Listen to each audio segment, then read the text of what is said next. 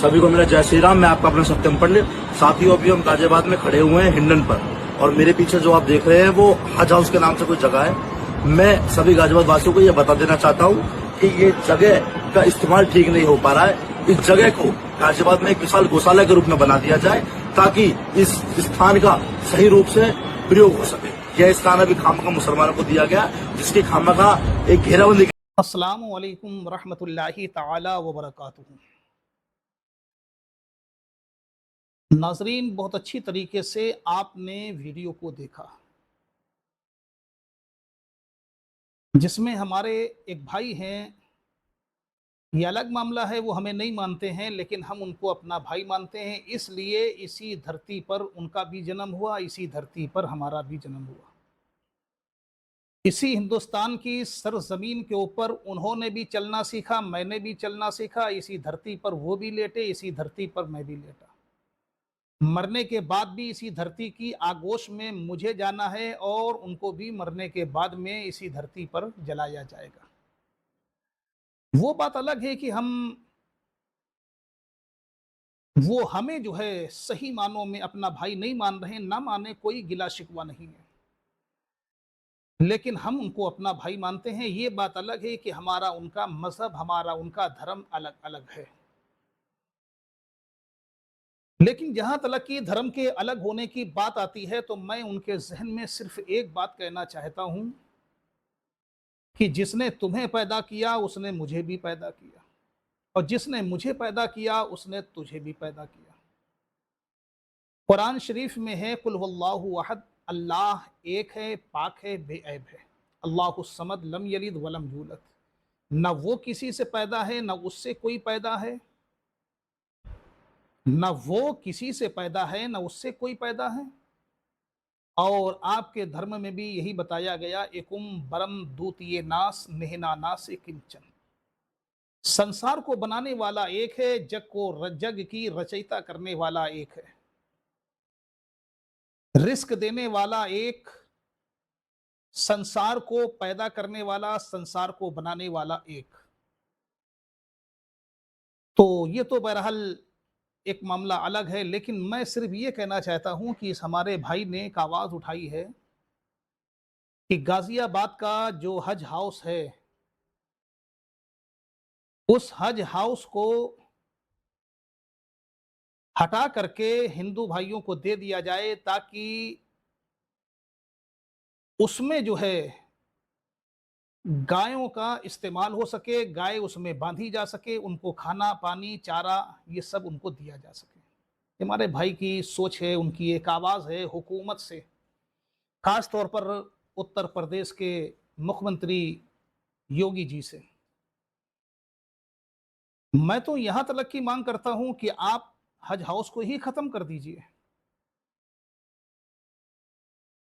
जब हज हाउस खत्म हो जाएंगे,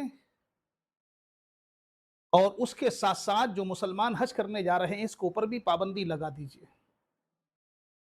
आप जानते हैं एक मर्तबा एक आदमी का हज करने का कितना खर्च होता है? आज के 2026 में जो लोग गए हैं, उनका लमसम 2-3 लाख 80 हजार रुपया सिर्फ जमा हुआ है। अब इसके बाद में उनका खाना पीना, वहां रहना सहना, तो इस तरीके से 5 लाख रुपया जाता है एक आदमी पे। करोड़ों की तादाद में हिंदुस्तान से जाते हैं। बंद कर दीजिए, ये रुपया तो कम से कम हमारा बचेगा।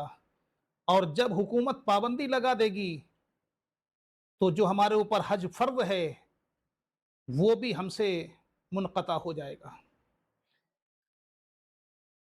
तो उन्होंने एक आवाज उठाया कि इसको गौशाला बना दिया जाए, ताकि गाय इसमें जो है रह सके। मुसलमानों को खामखा दिए हुए हैं। आखिर मैं पूछना चाहता हूं कि मुसलमानों से इतनी तकलीफ क्यों है, इतनी मुसलमानों से जलन क्यों है?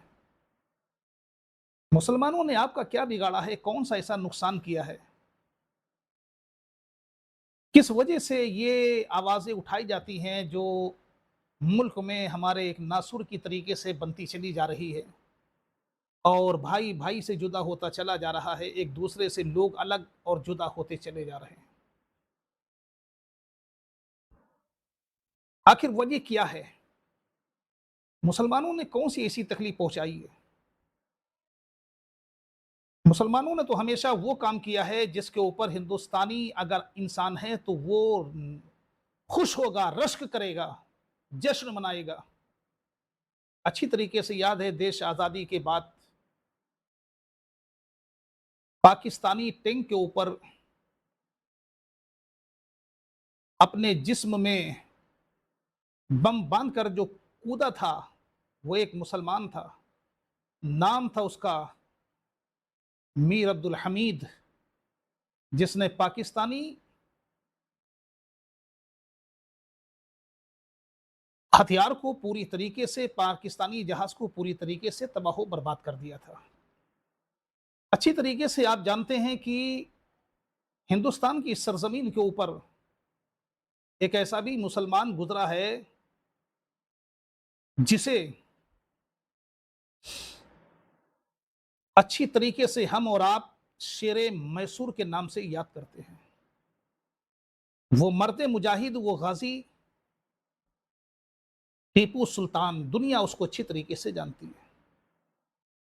तो आप अच्छी तरीके से जानते होंगे कि अंग्रेज पूरे हिंदुस्तान में अगर किसी से सही मानों में कांपे हैं, डरे हैं, तो वो दो लोग थे। पूरी तरीके से अंग्रेज जिसके नाम से थरथराते थे,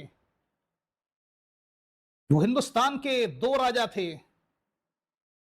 एक का नाम टीपू सुल्तान शेरे मैसूर था और दूसरे का नाम रानी लक्ष्मीबाई झांसी की रानी थी, जिसने अंग्रेजों को रोने पर भी मजबूर कर दिया, अंग्रेजों को घुटने पर बैठने के लिए भी मजबूर कर दिया, अंग्रेजों के दिलों के अंदर इतना खौफ पैदा कर दिया, इतना खौफ पैदा कर दिया कि शेरे मैसूर के शहीद हो जाने के बाद में भी 3-4 दिन तक की अंग्रेज उसकी लाश के पास में जाते हुए कांपा करते थे।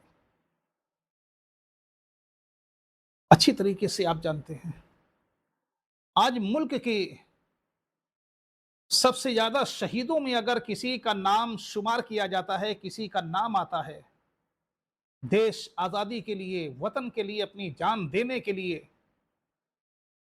तो आप इंडिया गेट पर जाकर के देखें। जहां आप इंडिया गेट पे जाते हैं दुनियावी नजारा देखने के लिए, लेकिन वहां पर आप जाकर के एक मर्तबा नजर उठा करके देखें कि उस गेट पर कितने शहीदों का नाम लिखा हुआ है और उसमें से कितने मुसलमान हैं। तो आखिर इन मुसलमानों के साथ में इस तरीके की बयानबाजी क्यों आती है? हमारे नौजवान ने जो मामला उठाया कि गाजियाबाद की हज हाउस को गौशाला बना दिया जाए, कतई तौर पर मुझे कोई एतराज नहीं है।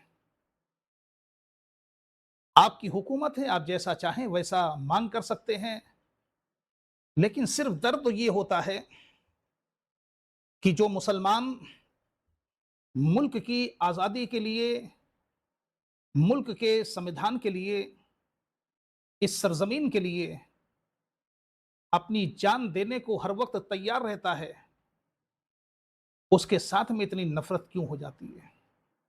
बहुत ही अच्छी तरीके से आप जानते हैं कि मुल्क के लिए किस तरीके से मुसलमानों ने बलिदान दिया है, कुर्बानियां दी हैं,